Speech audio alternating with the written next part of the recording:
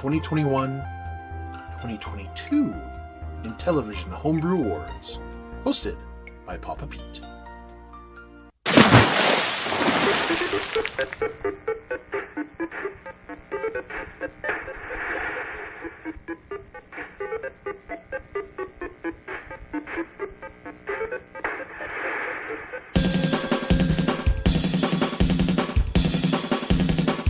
Thin Ice.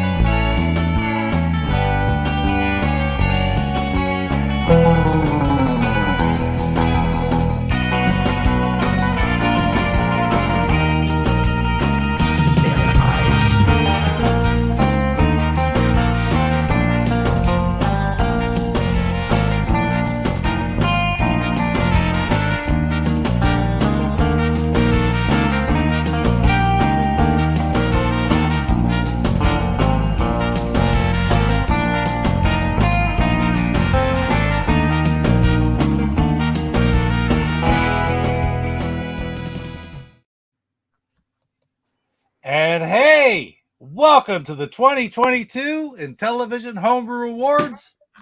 Happy to be here for my second year and point in the right direction. Go game, go Jeff, man in the chat down in the corner. His second year here with me.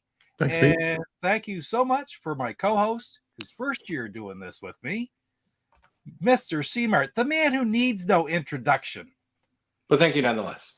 Look at the gaze behind him, the co-host of the Intellivision Aries podcast. Thank you for bringing your vast homebrew knowledge to the awards ceremony this year, C-Mart. It's great to have you with us. You bet. There's some homebrew games behind me as we speak, actually. I see that. There's just a couple. Look at those. Look at those ones. I can't even know. Oh, look at those three up there. You know, I'm looking forward to seeing those like firsthand here sometime, maybe later October. this year. Kind of enjoy that, you know. Without any further ado, why don't we let's talk to the chat. Who do we got in the chat there today, Jeff? We got all kinds of people. Avatar. PJ. Yep. Hey, PJ, thanks for being here, buddy. Members Casey. of my channel. Casey, another member of my channel. My mom's here. Junebug, thanks for being here, Casey- Junebug. Really Casey being a appreciate it. wise ass. That's nice. Oh, absolutely. Lance Jennings is here. The incomparable Lance Jennings. Kurt Bradshaw. Another member of the no, channel. Casey, Thank I you, am missing one of the homebrews. Thank you for asking. Because Rev is a Steve, douche. Thanks for being here, Steve. Steve's got some special stuff in the works as well. We'll talk about it in a video later on this week, I think. Some of the stuff he's doing, some more Sears boxes. I'm really looking forward to that because I love the Sears set. As you know, Chris, I love the Sears. Big fan myself. Yeah. I see Doomer is here as well. And Drake. Right on. I don't know, Chris. That's great. Thanks for being here. Lathe is here as well. Doomer. Yeah. I'm sort of going through the list here, and I'm also going through got the ones Jeff's putting up. Jeff's putting up everybody's name there. We got Doomer, and is that about it? I think that's everyone. Did we miss anybody? I hope Well, not. that is awesome. Thank you guys all for joining in. 22 in here already, like just a couple of minutes in, for Pete's sakes. That's great. Chris, let's talk about the differences this year, the things that changed a little bit with the Homebrew Awards this year, because we set up the nomination committee. And okay, it's yourself, Yep. and talk about the other members of the committee and what you guys went through to select the categories, first of all, and then the actual nominees for each one. We went through hell, Pete, is what we went through. We went through hell. Yeah. My fellow Intellivisionary Rick Reynolds was one of the other fine folks. Jason Seidenstreicher. Actually, Jason just prefers, I think Jason loves Inti on Atari Age. Jason is in there. Yeah, for sure. Steve Orth, who runs the Inti Funhouse and is the reason a lot of us have a lot less money in our wallets, because he introduced many of us to variant collecting. I've loved that website for years, long before I was ever really sort of had much knowledge about the background of it. I always had found the Funhouse, and it's just you could get lost in there for a couple hours pretty easy. Yeah, and I think a lot of us, that's sort of how we found our way back. We probably Googled Intellivision. There was the web ring stuff, but you found Steve's website, and you're like, oh, I think that's probably where I learned about a lot of the games. No, actually, that's not true. The Intellivision Lives, the CDs, because I'd seen an article back in 96 or 97 or whatever it was when Keith was releasing that. But that led me to the interwebs and eventually to Steve's Funhouse website. Yeah. And then now I have a basement that's very full of way too many Intellivision games. Mostly that would be true. There's no way it's too many, because you seem to be getting more, so you obviously don't have enough. No, I'm now trying to figure out more shelving units, and it's Steve's fault. I think all of us can and should blame Steve Orth. And then the one, we're going to change this for next year, I suspect, but we only have one European this year, and that is Michael Runzer, who is I hope I didn't mispronounce Inti Mike's last name. That's the way I would have probably our premier German Intellivision collector, right? Hey, Wizard. Right on. That is that's awesome. It had to be awfully tough to make those decisions. I think I saw all those boxes going across. There's 30 games that I had measured out. Yeah, it's nice. I had that opening video. Yeah, no, it's crazy. We I think one of the things you saw this year is we more categories, just try and make it more. We're trying to do something different, just to make it a little bit more fun.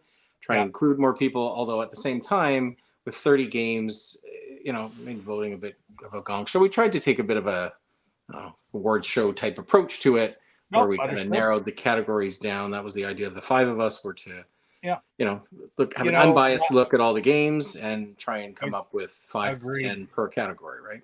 One of the things that we had last year was a simple matter that the game was published, and it had it was eligible. It was considered a nominee in each category, which isn't really that realistic when you start getting the numbers that you're getting. And 27 last year, 30 this year. That's all physical.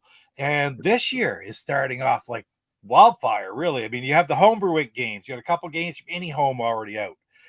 Television Collector is going to have some more, and you might even see a little sneak peek later on, guys. A little secret for you. That's called a tease. A tease. That's a tease. You might see a little bit later, something later from Intellivision Collector. And Cote Gamers has Norseman 2 coming out. Collector Vision already has Mr. Turtle just out, a week and a half ago. You got your copy of that, probably. I don't. And you know that Intellivision. Yes, I do. Sorry, it's behind me. Yeah, I do have. I have that. Just maybe not some of Rev's games, but that's a different. Well, there you go. I was about to say, Intellivision Revolution has they're going to have some amazing games coming out later on this year. And that Tron Anthology that Casey and I just did the video on last week. Check that out if you haven't. Do you have a copy of that yet? Tron? Have I paid for it already? Yes. Have I received it from Rev? Disappointingly, no, I have not. That might be the only game in history that I'll have before you. No, I think you've had some review copies prior to me. Maybe. I have gotten a couple. I buy them. Like I get them early copies to do some videos on them and stuff beforehand. I don't do a lot of videos. Rev's got a ridiculous number of games coming out this year. He also has a bunch of games coming out in conjunction with David Harley. Right. That will be. I think so far we just know about one, but I'll just tell you that there's more. What was my first Intellivision homebrew game, and what year did I get it, and what was it? The first one I got. It would have been one of the Intellivision. Well, I got all of them. So was it Fortress? Not the. I'm holding my camera weird here. Sorry, I figured out how I can switch around. So let me go to settings and flip camera.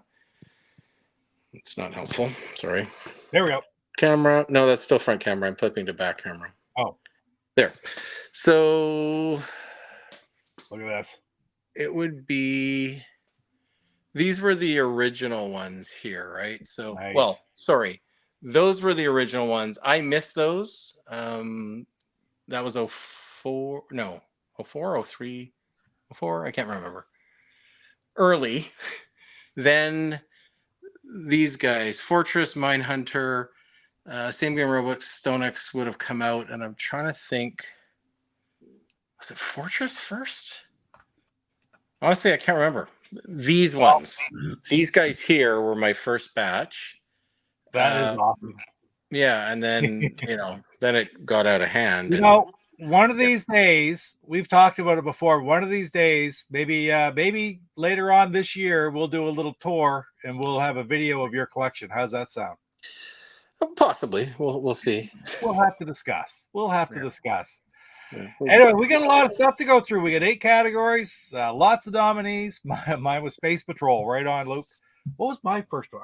I can't even tell you. I have to think about it again. I have to stop and think, and I don't want to take time to do that right now. But first homebrew, I think my first homebrew, believe it or not, was Defender of the Crown. Bought it from Willie. Anyway, before we get started, I want to thank Atari Age and the entire Intellivision forum section for hosting the vote. Okay. And also being the place where the entire community can go and keep up to date on everything for Intellivision, whether it's 125 or the homebrews or whatever. And once again, how many people we got in here now? I'm taking a look. How many people get in there, Jeff? 27. 27 people in here. I want to thank each and every one of you, because obviously you have enough interest in television to be here watching the show to find out who won the awards this year. And it's your interest and your love of the Intellivision system that's keeping this community and the system alive 44 years after the thing come out. So 30 games 44 years after the system was released. It's crazy. Incredible. I remember being excited back then when those 4 or whatever came out over the 2-3 year period they came out. I was just like, oh, I can't believe this is crazy. New games being made for the Intellivision. 30 odd years, no, 25 odd years, whatever it was after. And that was cool at the time. And here we are advanced to 2022, and 30 new games is pretty awesome. And I think it'll be a similar number this year, right? So it'll be about the same. Well, what do you think? Without any further ado, you want to get on to our first award? It seems like a super good plan since it's our first award. Or you and I'll be sitting here talking all night. Our first award is Best Puzzle Game. So, find what I need on here. Here we go. Do we show the nominees?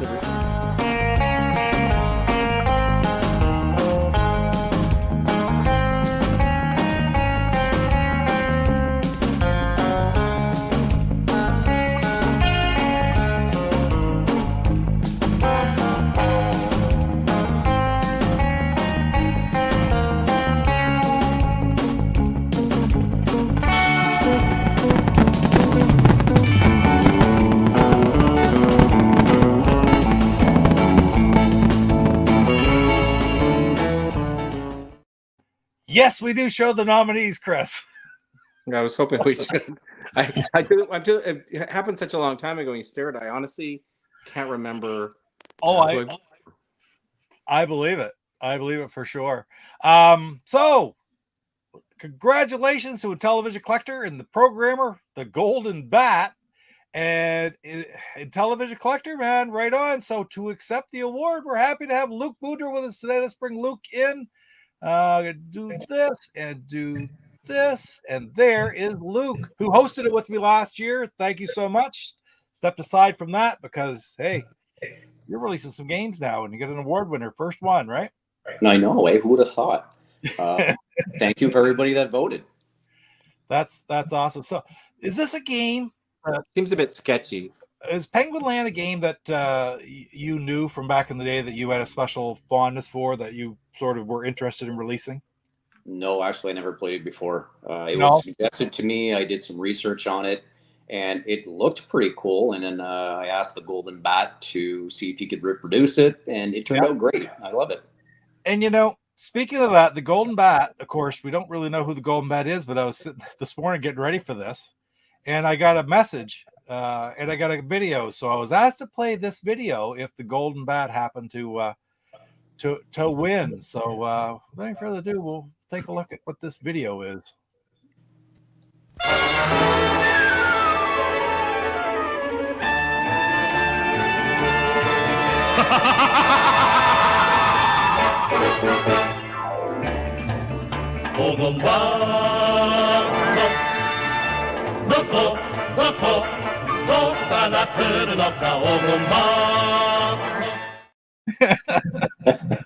That's friggin' awesome. I love it. That's beautiful. I don't know what the history is. I guess the Golden Bat was a retired Japanese superhero, decided to quit, and now makes Intellivision homebrew games, or something like that. New pastime, our game. Right on. Yeah. So I know we have some stuff coming down the pipes. We'll talk about that at another time. But anyway, Luke, congratulations on getting that first one. Why don't we probably might even see you again before the end of the show? You figure? Before Luke goes, can I ask a question though? Absolutely. What is happening with that plant behind you on the wall? That one? Yeah. What is going on there? It's a plant on the wall in a vase of water. Is it? Well, it's weird.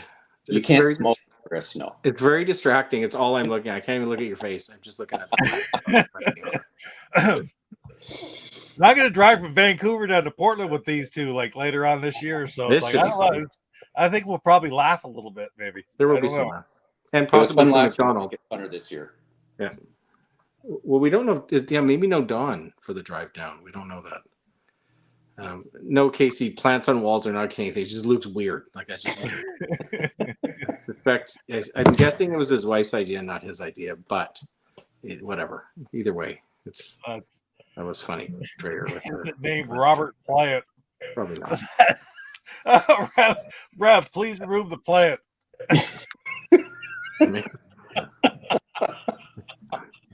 That's solid. Yeah. Always weird, man. Please sit somewhere else if you're coming back on. I don't want to. They're just all jealous because. All right, Chris. It's very distracting. I have two cats. I can't have plants in my house anymore because my cats. It's just So maybe it's just jealousy that you have a plant on your wall. My cats would take that down. That might be. I'll put something else on the wall that'll distract you. Thank you. Before you go, this is one thing that I forgot I wanted to do as well is we'll check out the vote, how the votes worked out in this category. Oh yeah. I've got a graphic up for that just so everybody will see, and we got her up here now. So as you can see, Penguin Land won quite well, but everybody was well represented in the vote there. 26 Fox's Quest, fantastic game. That's available for your on your website right now too. Do you still have any copies of it left, Luke? Yes, I do actually. Right on. That's great. Yep. So if people are looking for that game, and Clax is out though, correct? Clax, you will have to reach out to Dr. Ports. I no longer have Clax on the website. No. Right. I can remember at one time you did, but right on. So 51 total people. That's actually pretty good. That's more than last year. Last year we were in the 40s. So we got a little bit more. I noticed that some people voted in some categories and not others. But anyway, I just wanted to show everybody can take a look at the results of each of our categories because it's really interesting, some of them, and it really shows parity. So anyway, I'll bring that down. And thank you again, Luke, so much for joining us. Congratulations on the great game that is Penguin Land. And, no problem. Did you take the plant down, or is it just? I can't see it now. I was wondering if you're going to notice. You did take it down, or it zoomed in? No, there was never a plant there. Oh shit! I just imagined the whole thing. What plant? Cool. All right. Yes. Thanks, Luke. Congratulations. Thank you. Bye. Douche. All right. Let's go on to the next category, guys, and it's best action game. Are you ready for the best action game, Chris? Bring on the cat. Bring on just the list because I can't remember. Bring on the cat. All right, hold it. Where's the video? Here it is. Here we go.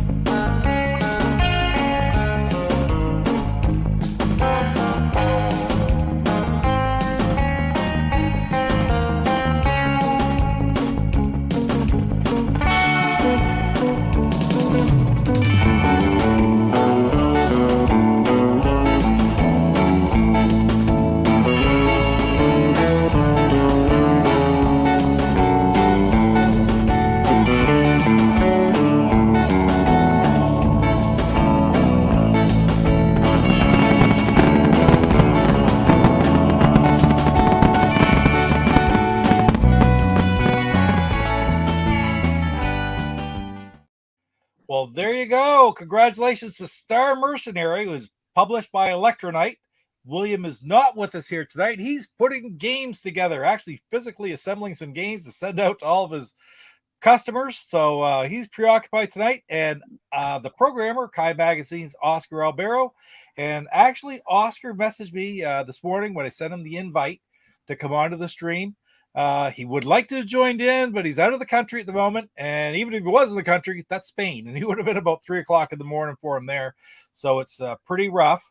But he did want me to say thank you to everybody who voted for him, everybody who enjoys his games, and to let you know how much he appreciates the recognition for the work that he and his crew have put into Star Mercenary.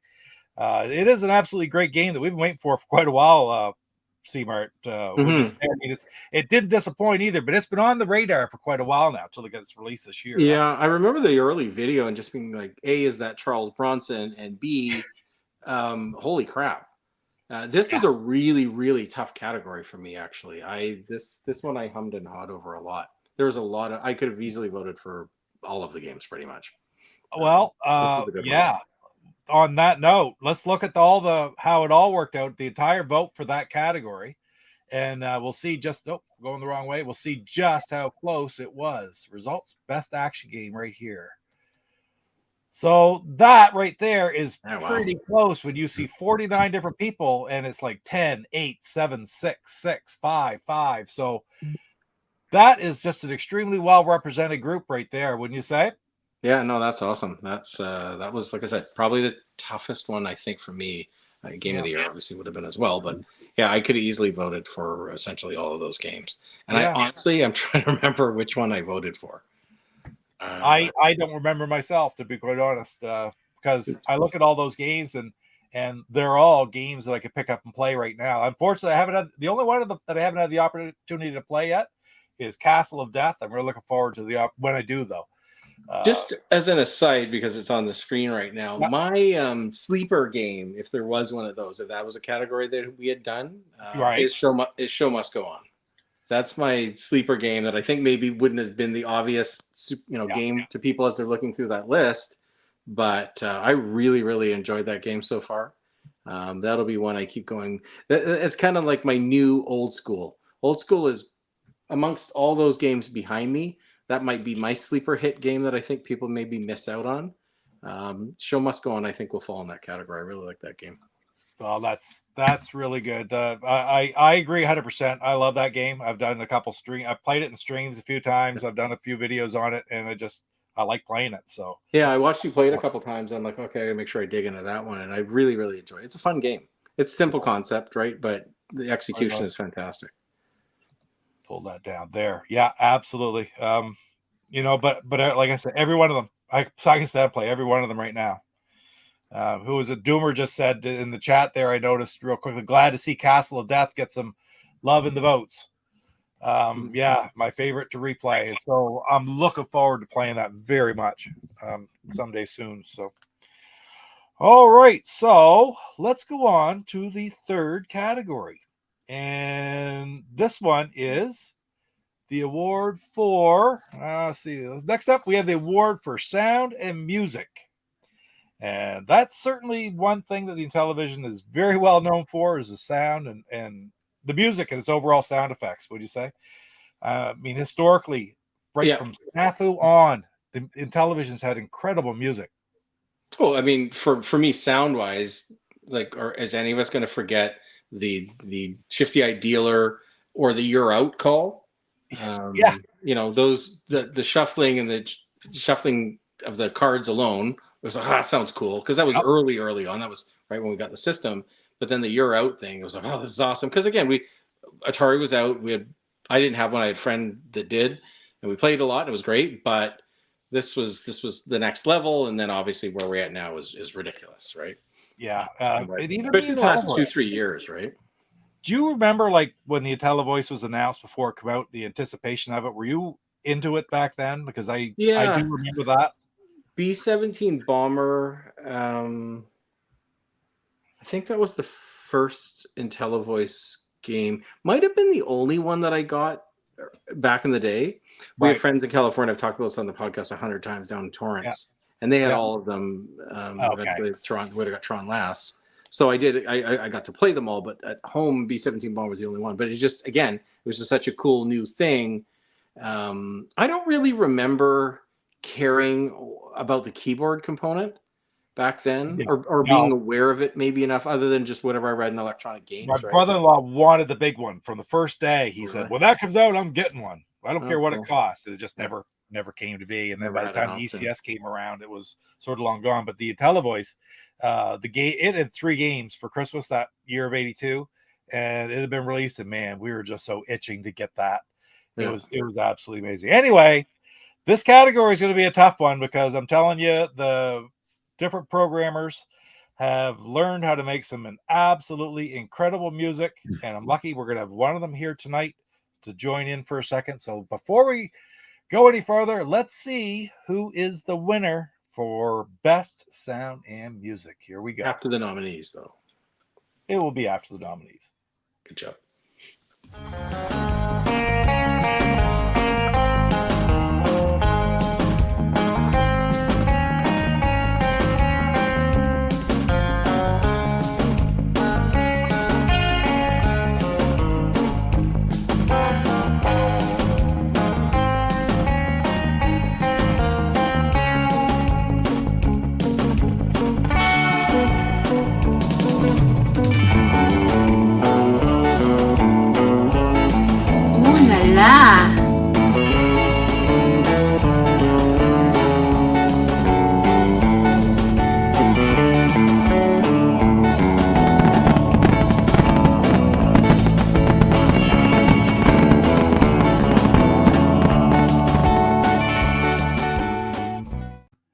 There you go, our very first tie, and it just goes to show, like, there's such heavy competition in this. It's so amazing, the music and sound effects in all these games, that we have a tie.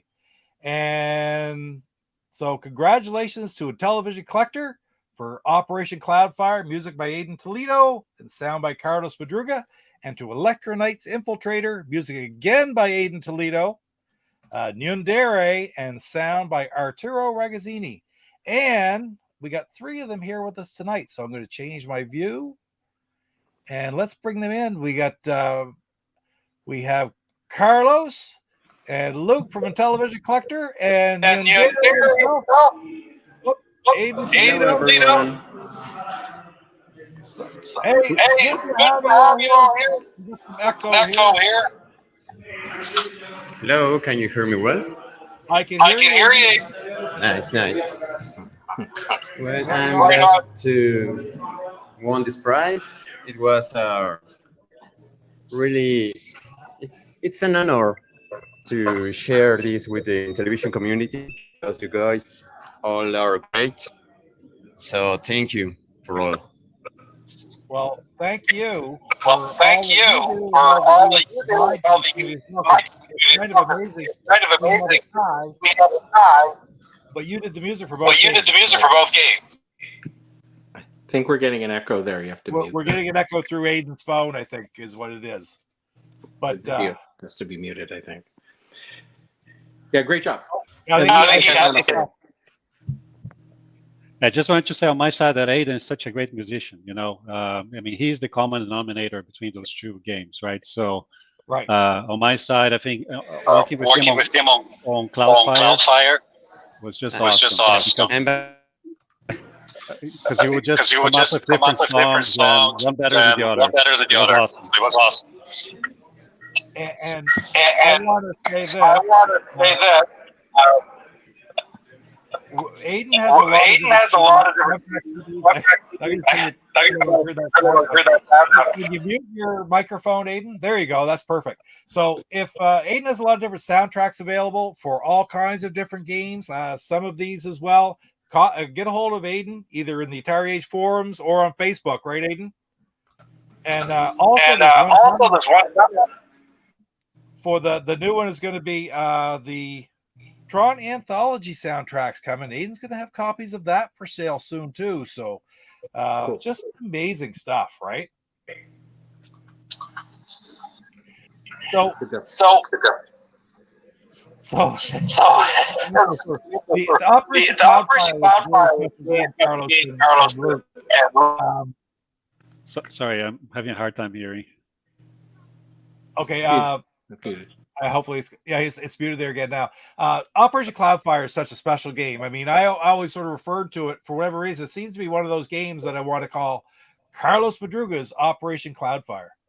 Okay, well, you know what I'm saying? Something just sort of like Stephen King's The Shining, but it's almost like it's a game that you created right from scratch, and then Aiden to add the music into it and such, and it'd be such a well-represented game, and probably that's going to rank right there in one of your top releases, Luke, wouldn't you say?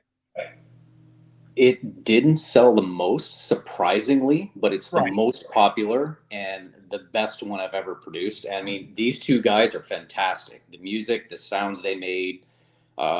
Carlos was the head behind the game, the main development. His vision is Operation Cloudfire. So thank you, Carlos. Thank you, Luke, for publishing it. And big thanks to Adam, because, you know, at one point I was talking with Luke, I said, you know, I think we can plug way more music into this game, right? And Luke was like, well, you sure? I'm like, well, Aiden is the guy, right? So I think we ended up with like 18 tracks in this game, which I'm not sure if it's the record, but if it's not the most, the highest number of tracks, it's up there, right? So yeah, I think we used up the JLP board almost to its full capacity. We tried to fit everything else we could in there. That is amazing. Yeah. So really big thanks big thanks for all the votes and recognition. Really great I mean, a lot of time and effort goes into homebrews, right? So to get a recognition like this is very special. So thank you very much. Well, the appreciation of all the people who love these games. Take a look at the vote just to see where it was. I gotta scroll up here and find it. Best sounding music, just to show you how close it was. Of course, we had the tie.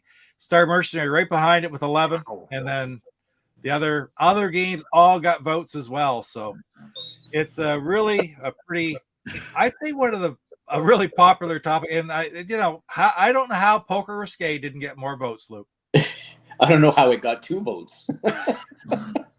I think it's because that was Rev twice. He didn't understand what he was voting for. He liked the moans. Yeah, there you go. There we go. Right. Right on. Okay. Little known fact, that's actually Rev that recorded that sound. That's hilarious. Anyway, guys, thank you, Carlos and Luke, for being here. Aiden, thank you so much for coming in. Thank you so much, guys, and I'm glad it's an honor to share this with the Intellivision community. Yeah, you guys did a great job. Right on. Thank you. Okay. Thanks, guys. Thanks. And we're back. Okay. That's too bad, that little bit of echo. That's all right, though. It was so nice to have Yandere come on with us. Really appreciate it. And Casey Nidal, thank you so much for the super chat. That is awesome. Thank you. Now I moved out of order a little bit. Justin Chi. Oh, I guess I haven't got to the point yet. Let's see. I was waiting for somebody to show up that has not shown up yet. But let's go on to the next category, and we're going to give out the award for best graphics. So, Chris, what's your opinion on how much the graphics has improved over the last few years and things that people how the improvements that have been made within the homebrew community, like, because you've been collecting homebrews now for 20 years. Yep. And you've seen all these different games and how they developed and I mean, was the peak Hotel Bunny? Yes, but will we ever achieve heights like that again? Probably not. Well, maybe Hotel Bunny 2. Hard to say. I know Rev's in the chat right now, actually.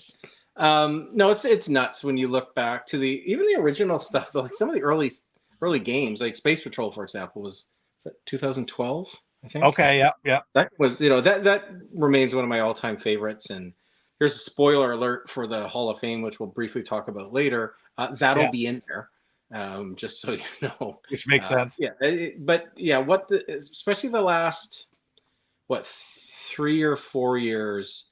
The quality of programming has just gone through. I know the boards allow for more, but you still have to know what you're doing. And what we've seen, this category is going to put a face to it, but some of the stuff is just staggering. And it's cool seeing that on an Intellivision. I mean, I think there's some people that bitch and moan, it's not like the original and it's not 4K or 2K or 6K or 8K. Well, it would have evolved, and this is a happy medium between what might the Intellivision 3 or 4 or 5 or 7 or what 12 look like right now. But whatever, we're playing it on our original consoles for the most part. Some are doing it on their PCs, I suppose, but it's nuts. It's really added a lot in terms of story quality. All the cutscenes and stuff we're seeing. Again, a little leap forward to the Hall of Fame, but look at something like Christmas Carol, and the cutscenes that were done with that game were fantastic, right? And that adds to the experience. I mean, the boxes are beautiful, the gameplay is fun, but you just want to enrich it, make it a full experience. And I think some of these programmers are just doing wonderful things the last few years in particular. So it's set a very high bar, right? And it's not that every game has to look like a work of art, because again, some of my favorite games are really not that graphically, crazy, but at the same time, it needs to be fun. But yeah, that's right. Beautiful and fun's also cool. So you're not kidding. And we have a lot of that this year. Without any further ado, why don't we move on? Let's take a look and find out who won the award for Best Graphics 2022. Here we go.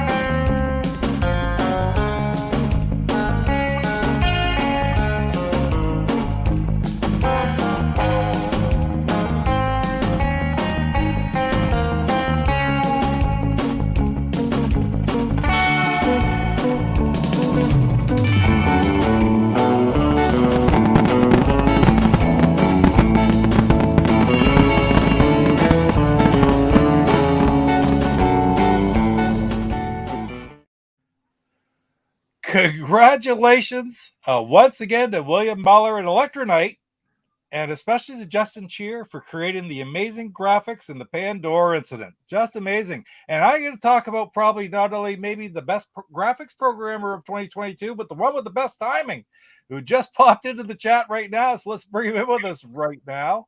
And did I get him in there? I got it fixed right here. There we go. Hey, Justin. Hi, how's it going? Good. Nice to meet you. I've never talked to you before. It's my pleasure to meet you. And congratulate you on Thank you very much. Your incident. Justin, sorry, real quick. Have we met at PRG? Yeah, this year. For this past year. Yeah, perfect. That's what I thought. I thought you looked familiar. It's just dawning on me now. Awesome job. Well done, you. Awesome. Thank you. You're up in that area, so if I get scared the cat. Hopefully, I'm not going to knock on wood. I'm going this year. I'm going. Oh, you're going. I hope to get to meet you this year. Yes, I'm going. It's already done. What am I talking about? Great. I already have the time off, C-Mart. That's right. So and Justin already got the twin bed for the two of you. Like you guys, you're good to go. Oh, geez. You downsized from the Queen because you're good to go. You're gonna have a lot of fun. Less spooning, right? Justin, you worked on all kinds of games. You were involved with 3 or 4 of these games. It seems your specialty is graphics, correct? Yeah, pixel art, and I do design how a lot of them sort of work out and the animations and things, but I don't do any programming or anything like that. What brings you into the television scene? Did you have it when you were a kid? Like, is it something? Yeah, my parents got a television, I think, in 1980. Yeah. They bought it for themselves, and for a while I didn't get to play very much, but that was the console that I grew up with, and basically never stopped being a fan of. Even when I moved away, didn't have one. As soon as I got to Vancouver, I found the first Intellivision I could, every game I could find at flea markets, and been basically playing it steady ever since I was a kid. Awesome. Yeah. Wow. One of the things I think that's been cool, and I think the last category or 2 categories ago, whenever Aiden was on, that's changed in the last few years. A lot of the times you look back to the programming forums, you'll see programmer art referred to in quotation, right? Where a lot of the guys that are great at programming, maybe the pixel art design of this is really not their strong point, but bringing folks in like Justin and Aiden to create this team that's helped to assemble this game and really take them sort of to the next level has been really neat. So congrats to you. You've done a great job as I spin my camera back and forth here. Yeah, it's awesome. It just adds so much to the game. It's funny. You'll see someone, show a dry run of it. And I've seen you post, I think, and they're like, what about this? And you're like, dude, that looks way better. Make it that. And like, oh, thank you. Whatever you can help is great. But that's I think what's great with this community is our ability to, collaborate and work together and let others, get involved. Like you say, you don't program. Good for you. This is what you do, and you do it really well. So I think that's awesome to get involved with this. And it's cool to see thing on a box, isn't it? And in a manual. And there's been a lot of people who've like asked for help for things, even just advice. A lot of this happens behind the scenes, and people never hear about it. But there's a lot of collaboration. Awesome. Trying to look here because you were involved with in the graphics Infiltrator and Operation Cloudfire as well with Carlos. Yeah, those 2 games I just did the cinematics for. Okay, yeah, and then but Pandora Incident, like you were the lone credit for graphics in that one. Yeah, I did most of the in-game graphics before I think it started being programmed in. Yeah. And that was for the NT Basic contest, which we had to like reduce a lot of it to fit it in without bank switching, which is a rule for the contest. Okay. But afterwards, then we did so much more. Carlos like really improved the gameplay out of the map, and there's over 20, probably 24 cinematic scenes in the game. There's about a dozen from the opening to the end if you see them all, and then depending on all of your actions, there's another, I think, dozen or so you can see at the different endings. But it's not like a good one, okay one, and a bad one. You just see a series of things that match up with the text, depending on how your different actions played out. Oh, that's so. Yeah. I played it. I got it here in my pile here. I've not beat it yet. I played it on the stream a couple weeks ago. I got further, I think, than I ever had before. It's definitely worth playing through for anybody who maybe gets frustrated. There's a lot of replayability because some of the really cool scenes that you can see at the end are from doing bad things. So like, say you don't save the doctor from the cryo chamber, or he dies after the cryo chamber, all those things kind of play out at the end. They affect the final ending. Yeah. So neat. That's amazing. Yeah. So don't have to let any cats out of any bags, but you're doing some projects right now, or are you taking a little hiatus? Yeah, obviously I can't talk about some of them, but the one that did get announced recently is the Immortal. Oh yes, and that's going to be Team Pandora, all the same 4 people: Adon and Arturo and Carlos and myself. Nice. And we're sort of figured out, at least visually, how the levels can be laid out. Sort of have that set. But right now, it's sort of on hold till we sort of figure out what's going on with the JLP board supply. It's so big. I don't even know if they'll fit on a regular JLP board. So we'll just have to see how that plays out. That's cool. Well, listen, thank you again so much. Congratulations. Thank you for all the work that you do and provide to the community. You're just such a huge contributor, huge part of it, being involved with 3 of the top games. So I guess I didn't look to see where the other games were. Let's take a look at the votes. Best graphics right here. This is the way the vote broke down. Did I get the right one? Wow. Yep, yep. So yeah, Pandora Incident 21, Star Mercenary 15, Operation Cloudfire, and Infiltrator 5. And Infiltrator was an amazing graphic game. Yeah. Phenomenal. It goes to show us like we're picking from 4 of the absolute top notch. Those 4 are all exceptional, right? Yeah. Exactly. It's amazing. It's absolutely amazing. So make sure I get the right one here. There we go. Well, again, thank you very much. Thank you. Appreciate it. In the back seat, if you can stick around, that's great. We'll bring it back in when we get towards the end there. All you guys, that is excellent. And we'll move on to the next one. So thank you again, Justin, for being here. Thank you very much. Congrats. All right, guys. I'm sort of mixed up by my pages. And, I knew Justin was going to try to come. So I sort of moved things around a little bit. So there we did graphics. So next up, we got one of my absolute favorite. I think, C-Mart, this is probably one of your favorites as well. And that is, I like calling it, and I give it my own little name. I call it the best physical product. And by physical product, I mean artwork, packaging, and extras. I mean, we're all collectors, or a lot of us are collectors. A lot of people just are happy with just ROMs, but like you and I like to have the games sitting beside us or up on the shelf, right? Just a couple. I mean, maybe. About that there. I don't know. Would you ever consider like? Oh, okay. Let's do the balance. There's always a big question in the retro community: are you a collector or are you a gamer? And I think as life has gone on, yeah, I'm a collector now. I play the games, but a fraction of what I should. I just don't have time to the way I used to. We'll see.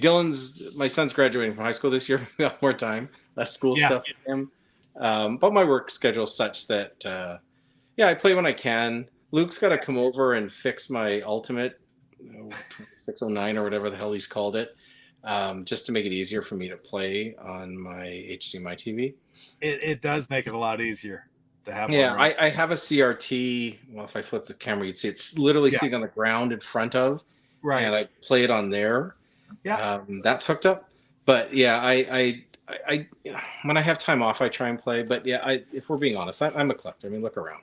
I have 150 boxed Intellivisions. That suggests I bought more than I need for play purposes only. I would think, yeah, that seems to be true. I'm the same way. I never get anything obviously like that at all. But I still, it's so hard to find the time to play as much as you have. If I didn't have the Ultimate Flashback and sort of doing the stuff for the channel and such, I wouldn't play nearly as much. Yeah, you get a chance to because of that, right? Because of that. A lot of the times, that's the reason I play. And I like doing things like the Astro Smash Mondays show with Jeff and I and do with DJC.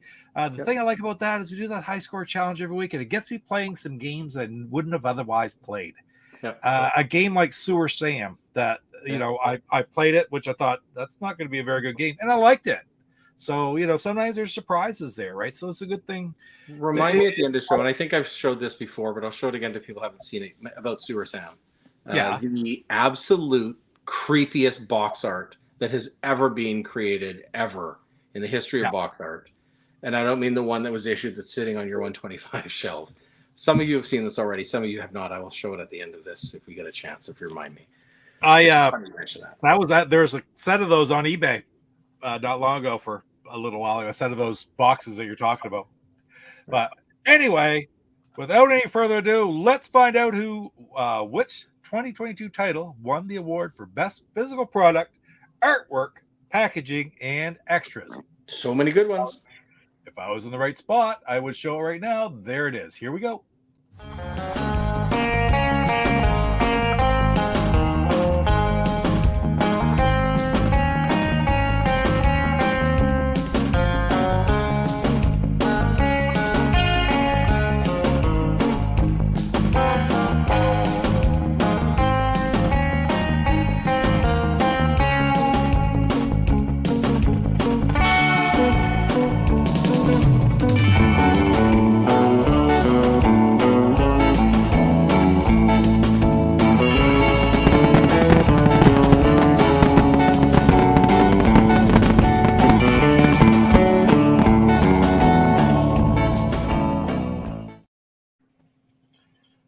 that was a really interesting release, wasn't it, Norseman? Do you have a copy of that?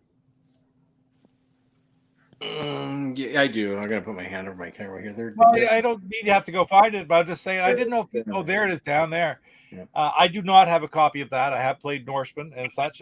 It's something else. I was thinking there was a delay in the shipping for you or something. I thought you had mentioned. Oh yeah, no, mine. I think mine got lost 3 times because I was in that original batch and from September, whatever, and yeah, it took a long because I got both the big box and the small box and the long play controllers as well, which by the way also came in a super cool box.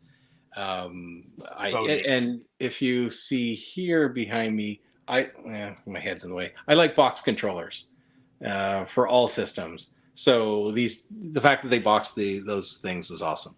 But to the Norseman specifically, it's really cool. They've done a great. The big box format is neat. The small box is a nice alternative. Yeah. But the big box is super cool. This was a tough category. To your point, as a collector, absolutely. I love this. I would say so.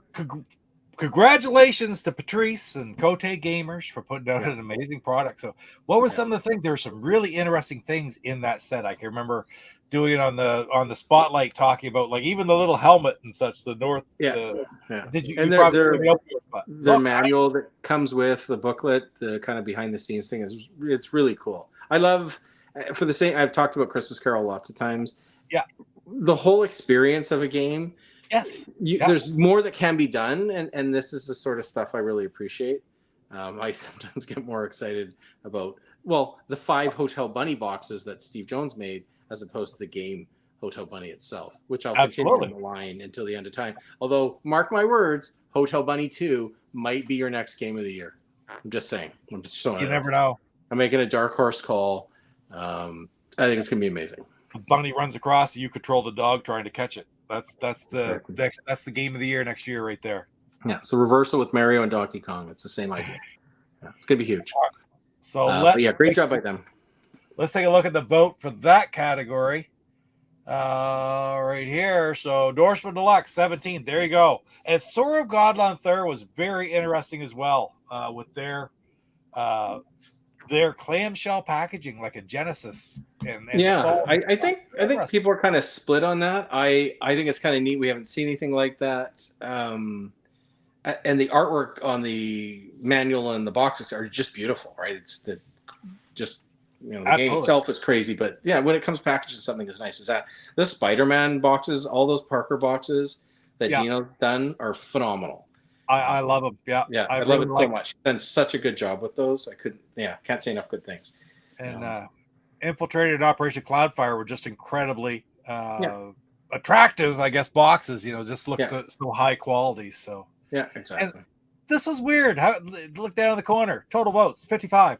It's like more people voted for this category than anything else. And I went in and voted for all 8 categories. So it was interesting that some people didn't vote in some categories. Yeah, more people went in and just voted for the box. So it just goes to show you there's a lot of collectors out there, guys. Yeah, and maybe the other thing is, hard to play 30. So jumping back to the very beginning, because I didn't mention this, 30 games, it was a lot of work to play all of them. Even if it was just for a short period of time or watch videos at a minimum. To start in some cases, and then playing them myself, it was a lot. That was a lot. So maybe not everybody got all of the games. I mean, in fact, I'm sure a lot of people didn't. Some of these things came out in batches, because of the board shortage still being an issue. Although we're very close from a supply chain standpoint to getting this to the point where folks should be able to get games right off the bat, but not quite there. I know Luke's getting boards and Rev is getting boards, and Willie's getting boards when they can. He can. So So maybe that's it. Is people can see the stuff, but not maybe buy all of the stuff. So now, before we go on to the next category, I have a special message for everybody from Intellivision Collector.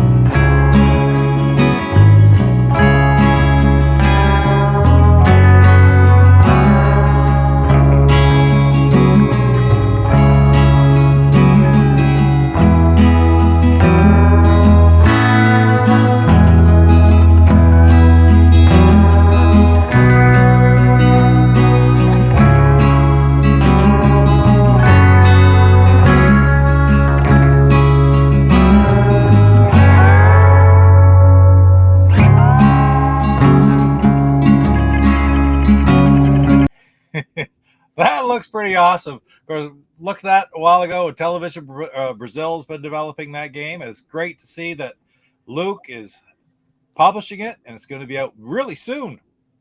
Little known fact, that was Luke on guitar. That was Luke on guitar. Well, when I come out, then we'll have to jam a little bit then. Yeah, no, I was him playing myself. He did all the soundtrack. Right on. It's cool that that Intellivision Brazil and Luke have partnered up to do this. That's awesome. First game from Rally Action is a fun game. I think that's right on. Sorry. Just his comment there. First game from Sergio. Yeah. That's good to see. Yeah, Rally Action is a fun game. I think most of us have played it along the way. I'm looking forward to that. And if that's the box art, by the way, that's really cool. Yeah. I'm quite sure that is the box art because that's where it came from to announce it here tonight that was coming, and that was the box art that I was given. So it's beautiful. I love it.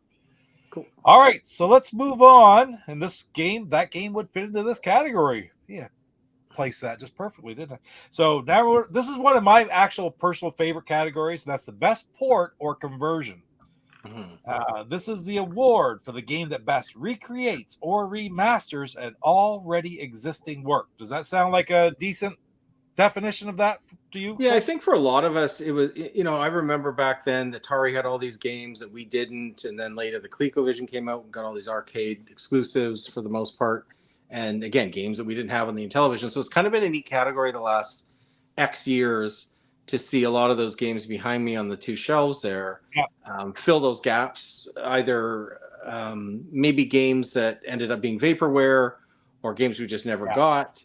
So games like Miss Pac-Man, for example, would be one of them that because I like Pac-Man a lot, and I think the Intellivision version we ended up with was really good. But Miss Pac-Man obviously is superior, and I've always liked Miss Pac-Man better than Pac-Man at the arcade level. So getting games like that over the years has been awesome. You can see the Chopper Command right there, the big box, which we know was an Activision Atari game. With a slightly different name. So it's been a cool category that's been filled up quite. There you go. I just have the cool. Dylan got 1 million points, so he got the big box and part of the contest back then. Jeez, right on. And I think it might have been his second game he ever played too. So it's been neat to see all these holes, whether they be arcade titles or other systems get added to the. They keep coming. We got more coming this year. There's always going to be ports. There's always going to be ports. The latest one I played a lot of is Yard's Revenge. Right? Yeah, I'm really looking forward to that. I have the ROMs, but Don stole my cable, so I can't. I know the cable. I don't believe how many cables has that been now? He's taking at least so many cables he's stolen. I'm actually disappointed he's not on, so I can't mock him openly. Yeah, Yard's Revenge was a game on the Atari that I loved, so I'm really looking forward to playing that. And it looks so well done. Yeah, it really is. It really is. All right, so without any further ado, why don't we take a look, see who won for best port or conversion? Here we go.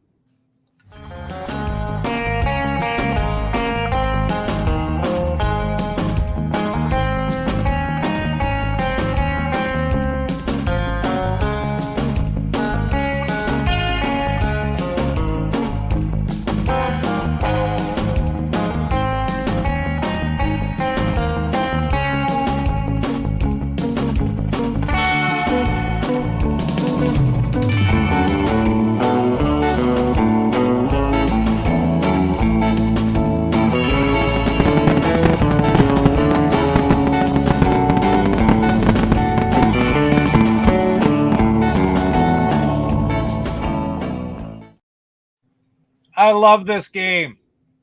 I love that game. I'd never seen it before. You hadn't? Oh, C64. No, I didn't have a Commodore. It's a C64 game for the most part, right? Yes. Yeah, I didn't have a C64, so I wasn't familiar with it. But I played it since now. But I've seen your videos. I'm just looking through the things here. People throwing ports. So they're Bagman and Zookeeper are two that I definitely would like to see. Yes. So congratulations once again to the Intellivision collector. Let's bring him back into the stream. Again. Kind of getting bored of this guy. Yeah? Right there. There he is again. Now the plant's gone again. You know, if you had any, you should have put something else up on the wall in the meantime. You had time. You could have done something. Something that was stuck on your back at Portland. Nice. Yeah. Casey has that. I should have let you walk through the crowd with it. Fair enough. I took it Like off. I was leaving that chair. Anyways, congratulations, buddy. Good job. Thanks. Oh, I thought what happens in Portland stays in Portland. Yeah, this is true. We keep it that way if we can. So I have a funny for the story stories I talk about on the podcast. Sorry, what's that? I have a funny story actually about that game. Perfect. So I approached the headmaster and asked him to make a game for me, and he goes, "Well, what kind of game do you want?" And I remember when I was a kid, I used to play C64 a lot, and I played Beachhead 2. I loved it. So I said, "Make me Beachhead." He goes, "Really?" I said, "Yeah."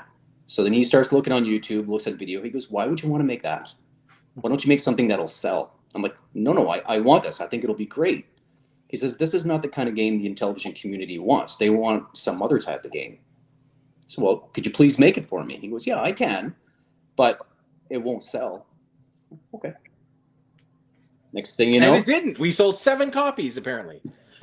Damn it. Next thing you know, here it is winning awards, right? So thank you very, too. very much for to the headmaster for making it and making an excellent port. I mean, it's just so true to the Commodore 64. It's really, really good. I actually reached out to see if he'll do Beachhead 2 for me. I don't know if the Intellivision is capable of doing it, but hopefully a project for late this year, maybe next. There's a vast number of games for that old C64, which will port over very nicely. I mean, if the system will do it, that are just so much fun on the C64. So they make some great titles, you know. And you and I had talked about this one long before we did. I knew it was coming too. You know, it's like a game that I just remembered from being a kid and enjoying so much. So that is too cool. I was going to say as well, congratulations to the headmaster, but you brought it up already. The mysterious headmaster. He didn't send me a video to play like the Golden Bat though. So you know, I was sort of hoping, but Vanguard was done by the Golden Bat. So if Vanguard had won, I could have played that video again. But anyway, congratulations again. One of my personal favorite releases of the year, right there.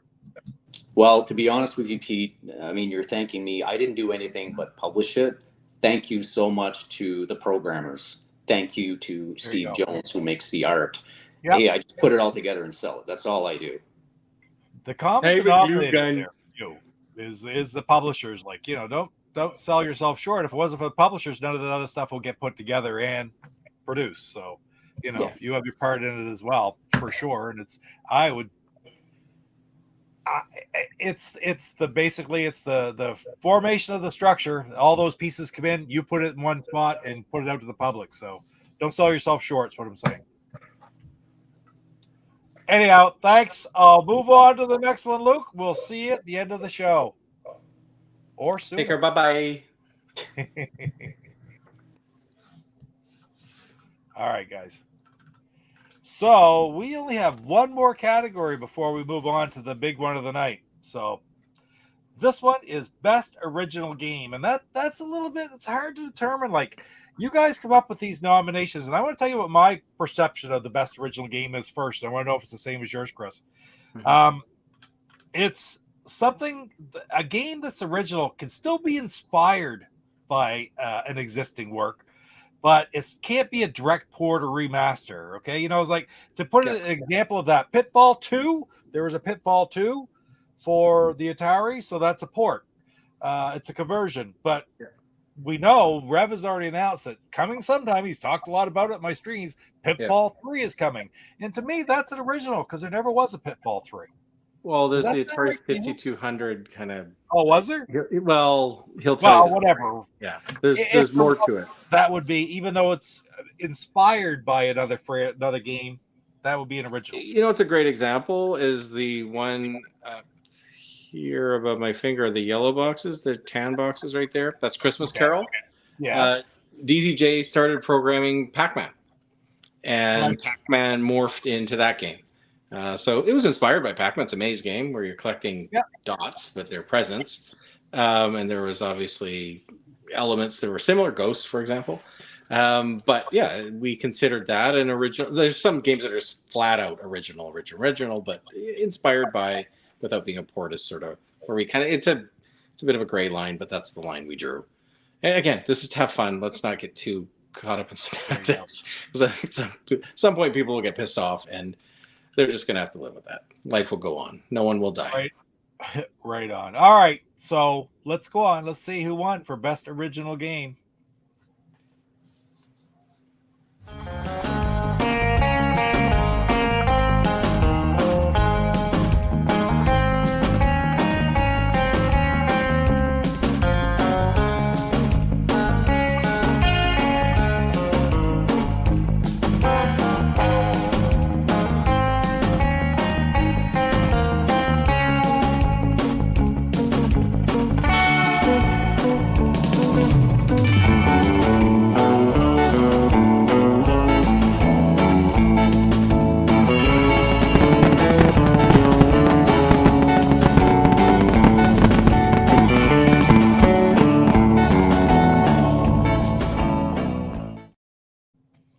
Congratulations once again to William Muller and Electronite, and to programmers Carlos Badruga and Arturo Ragazzini for this amazing game. Well, welcome Carlos back into the stream. Here we go. There's the button.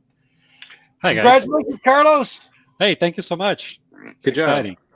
Do you have Thank you. 9 games in that category, or?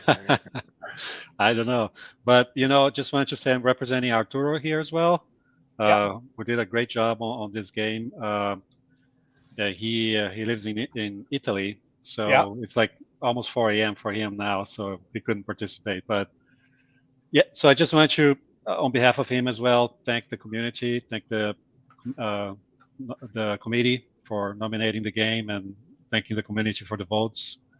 A lot of effort went into this game, and it did have a game from the C64, Project Firestart, as an inspiration.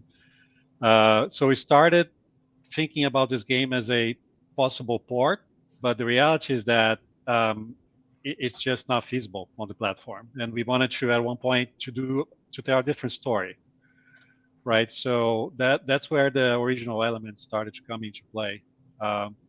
So the story is different. When you walk around the ship, you access the terminals, you see different messages, the characters are different. So, and the game also started branching out into different endings, right? So it kind of took on a different personality as we developed it. And so I'm glad with the outcome, and to think that, back in 2020, we were all trying to squeeze this game into the contest rules, right? Without a JLP. I can't believe how we did that, because it's so complex, right? But it really is. But then when we got the JLP boards, we were able to get closer to the original vision, right? So really, really glad to see this recognition, and appreciate it very much. Thank you. Well, congratulations. Yeah. Let's look at the vote for that. I didn't look at the vote for the ports. I forgot that. We'll look at that afterwards. We'll look at the original games first, the different votes. Come on, there you Pete. go. Huh?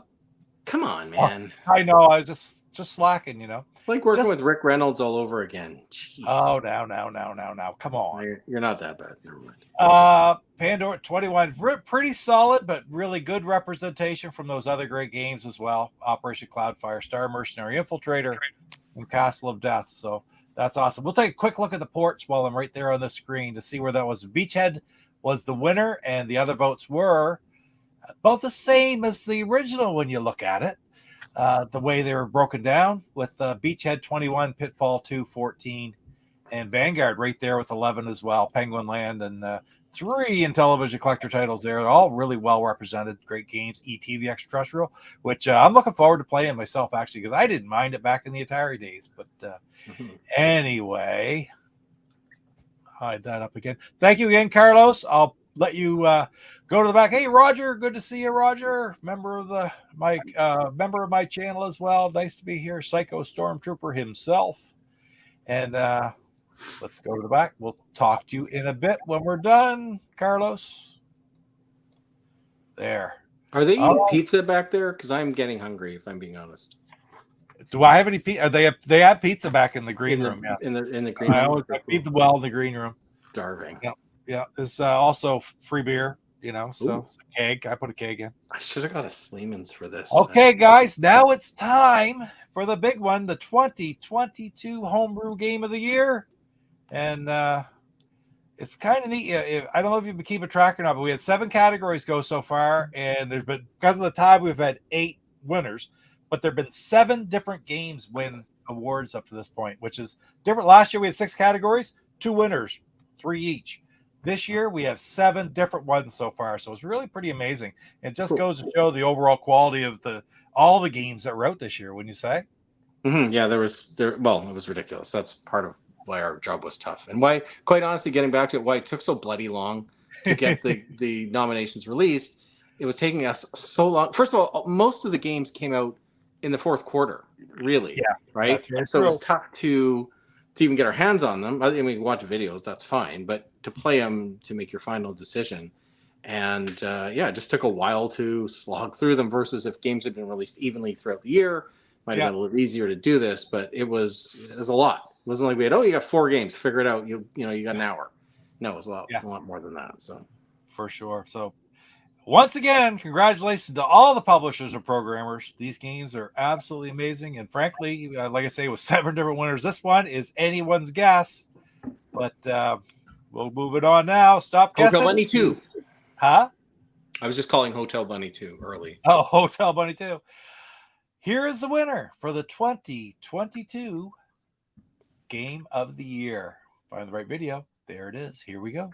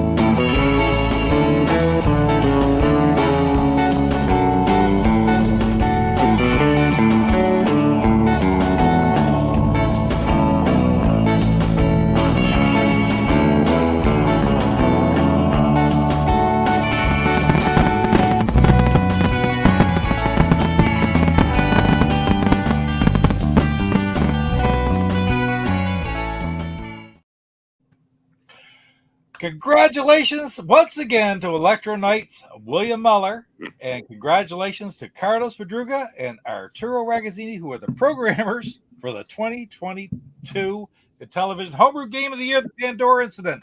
And also, of course, Justin, who's still in the background. So let's bring these guys in. We'll bring in Carlos, and we'll bring in Justin. And who just popped in there? And Aiden's back there again. Let's see. I got to change my screen here. Congratulations, you guys, for being involved with the Game of the Year. Thank you. Really blown away. Didn't expect that. Thank you so much. Yeah. That's awesome. You know, it's interesting, right, Justin? Remember back when we were putting the game together back in 2020, on my side, it was the first time I collaborated on a game. And I started programming television games back in 19, right? So 1 year in, I was already competing and trying to work in a team, which is, it may seem like it may make things easier, but it doesn't really, right? Because you've got to understand who's doing what and all that. So I'll be honest, I was very nervous back then. Am I going to screw this up and all that, right? Because I was seeing the quality of the work you were doing, and Adam as well. I mean, all the music was put together. Sure. I was getting very nervous, right? And Arturo's not here, but he's a master programmer. You know, he did things that I never knew you could do, on an Intellivision game. So I learned so much through that. Yeah. And I'm glad to see us here now receiving this, right? Really, going against like Kai Magazine, and it's just amazing. So what I'm getting when you talk about collaborating between the 3-4 of you, really, did you feel it was something special with this game right when you're working on it? Yeah. Go ahead, Justin. Well, what I found was that, bringing the 4 of us together, the more we sort of got into it, the more ambitious it became. Yeah. Because it was like, we tried not to go too big, and then like Arturo really was able to help get the size down, and like we sort of had what we thought was the game, and then managed for the Inti Basic contest, then we managed to squeeze so much more in and go back and forth, and it just like I didn't expect it to ever be as big as that version, let alone the version that we did after the contest and when it being published. Wow.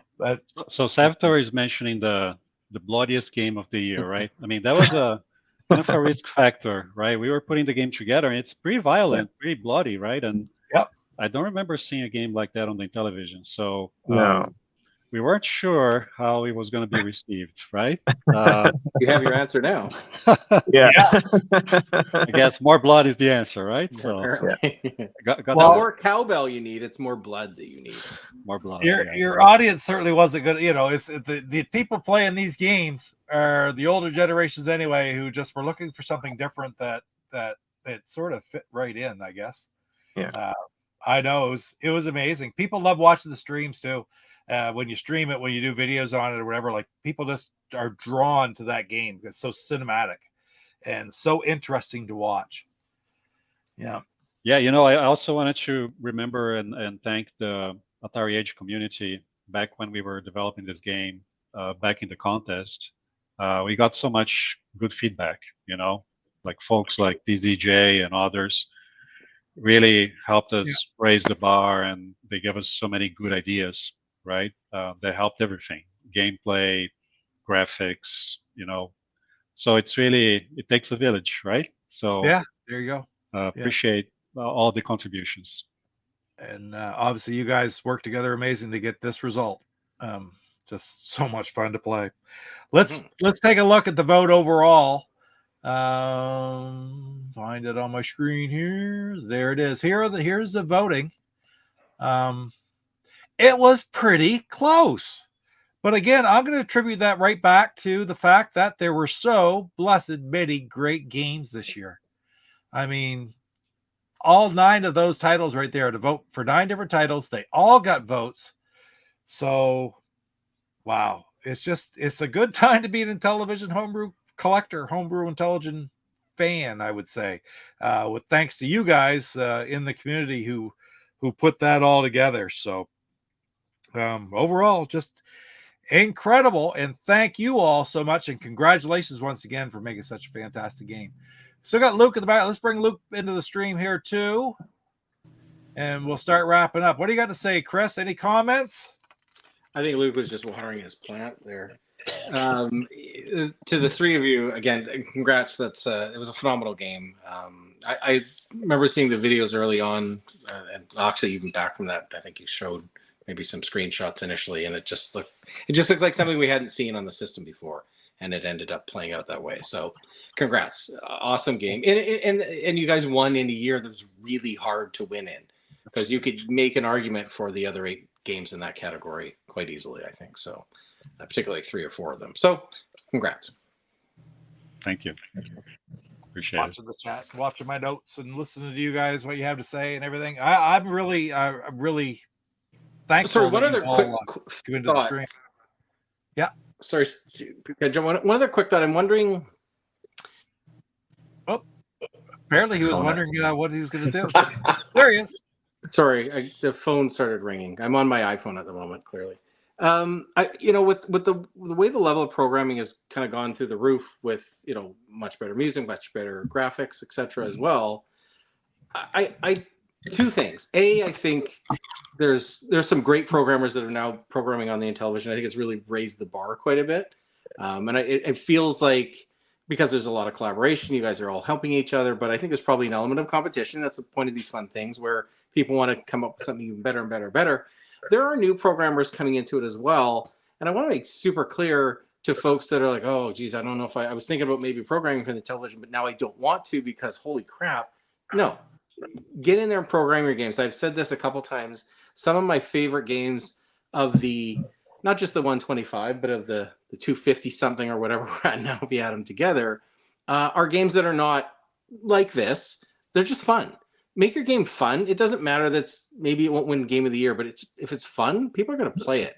and word will get out, and your game will sell, and people will be exposed to it. So congrats to you guys, but we want more folks programming for this system, for sure. And there's a learning curve to it. Yep, absolutely there is. Yeah, but I think we have a community that has what's that? For Luke's an idiot. Carry on, Carlo. Yeah, I was gonna say. I mean, we have a community that has a certain size now that allows for specialization, right? So we have like Adam, we have Justin, and we also have like Carlson, who's really great with music as well. So for anyone trying to learn and develop new games, you don't need to do it alone, right? I think asking for help and accepting contributions, everybody is trying to help everyone, right? So there's a degree of competition, I think, but it's friendly, right? Yeah. So it feels good. So I would say for anyone considering making new games or starting, just reach out. Like Sergio just had the announcement about X-Rally, and myself and Arturo have been in contact with Sergio about that game for a while, and that's the way it goes. And I'm very appreciative of all the help I got as well as I learned how to program.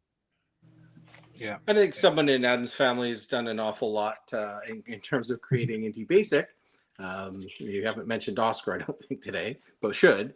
Yeah, there you go. Absolutely. Right? Absolutely. I mean, he put something in place that I think has made it, programming for the Intellivision far more accessible for folks to at least get started. And then they've got lots of experts that they can lean on and ask questions to. And you see a lot of that, right? And it's great when you see it. And I'm, quality of folks' games is certainly going to go up over time as they learn more about programming and get help from people that, have done a lot of the heavy lifting already and kind of know what the system can do. So congrats to you guys kudos to you guys for helping out folks that are entering this system programming for it. Yeah, no, but you're completely right, C-Mart. We are standing on the shoulders of giants here, right? So we are living the culmination of years and years of development of, right, Joe Z, and right, Oscar. I mean, they developed a lot of tools, right, that enable the current games to be produced. And I would not be programming television nowadays if it wasn't for Intel Basic. I'll tell you. Many years ago, like more than 15 years ago, I did some fumbling around with assembly, but no way we could do what we do without Intel Basic. So that's awesome. Yeah, well noted. So true. Well, guys, that is. Let's see. I was supposed to do this right here. Congratulations once again to all the winners, all you guys here tonight and winning awards, putting out amazing games, and not only to you guys, but to all the nominees tonight, because their contributions, not only the nominees, even the guys who worked and didn't get nominations but put out games this year, whether they were nominated at the end of the day or not, thank you to them, because every single one of them has when they worked on any aspect of a game this year, they contributed to this homebrew community. And it's because of all these people that the community is so strong today. Before we sign off, I want to thank Jeff. Jeff, you always go on here for me and man the chat and take care of things like that. We're trying to do things like that because I miss so much of the chat. I like going back and reading the chat afterwards because there's so much that I missed. And I also want to give a very special thank you to C-Mart, Chris, for not only joining me here tonight, but for bringing your huge and, like I said earlier, the Intellivisionaries knowledge into the stream, but for being brave enough to be one of those 5 people tasked with setting the categories and having to choose these nominees because, you're always hearing complaints of a thankless job, and I just want to let you know how appreciated the work that the 5 of you did, how appreciated it is. So thank you. Yeah, it was lots of fun. I'm glad we did it. Carlos may have prodded us and encouraged us he wanted to step away and have someone else do it. And we're happy to do it. But other than the herding cats part. So thank you to Carlos for making us do that. Cheers, C-Mart. Cheers to you. And you led me in perfectly, man, because my next thing is Carlos.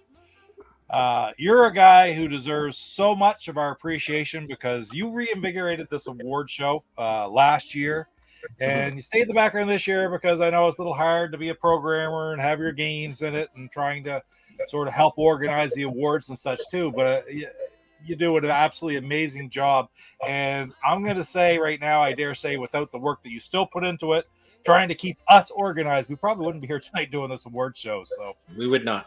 No, you guys are not being fair. You know, you guys do a lot of the heavy lifting. You know, you put a lot into these programs and videos. So really appreciate that. And C-Mart and the committee, right? They spend a lot of time to get to this point. So it's really a joint effort here. So you guys deserve a lot of credit too. And plus, I mean, a lot of the folks here, right, connected now, like I'm looking at Luke and other publishers, right? You guys also help make the scene what it is. So that's why we can be here together and commemorate.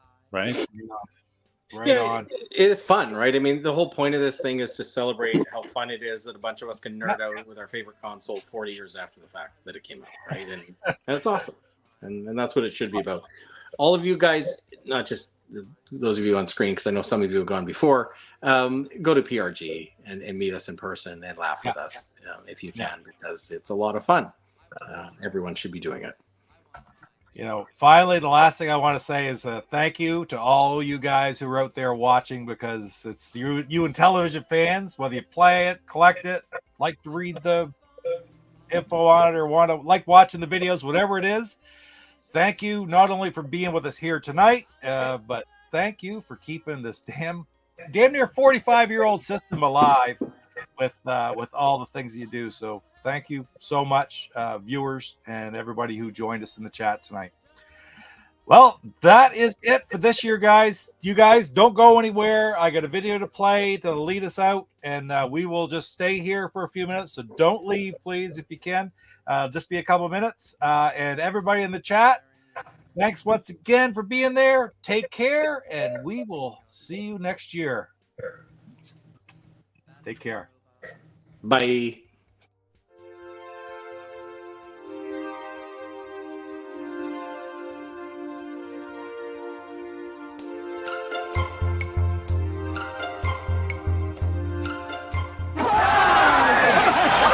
Than baseball fans to compare baseball games. First, Atari Home Run Baseball. Where's the diamond? Hey, there's only 4 players. Now, Intellivision Major League Baseball.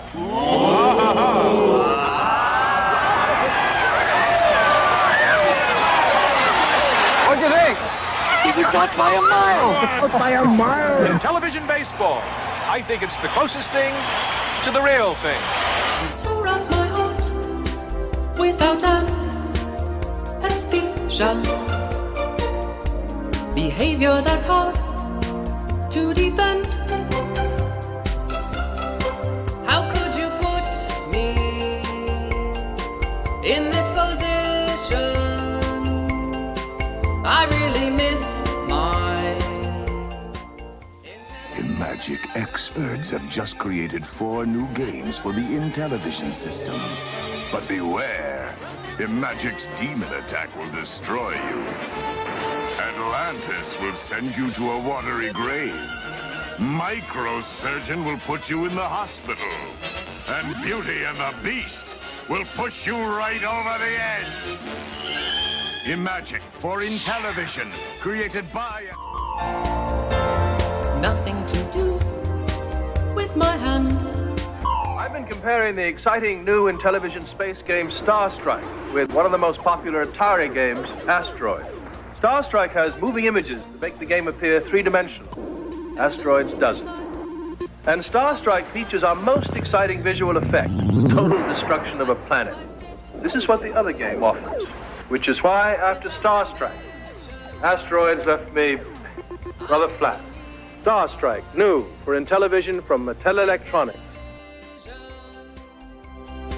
I cannot stand it, this indecision. Not every great movie or great arcade game makes a great home video game.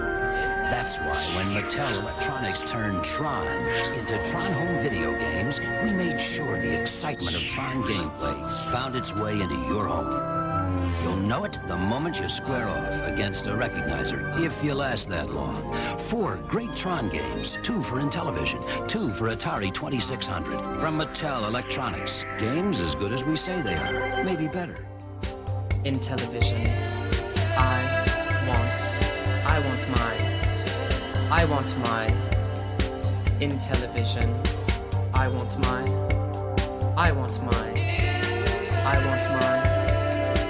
Intellivision. I want my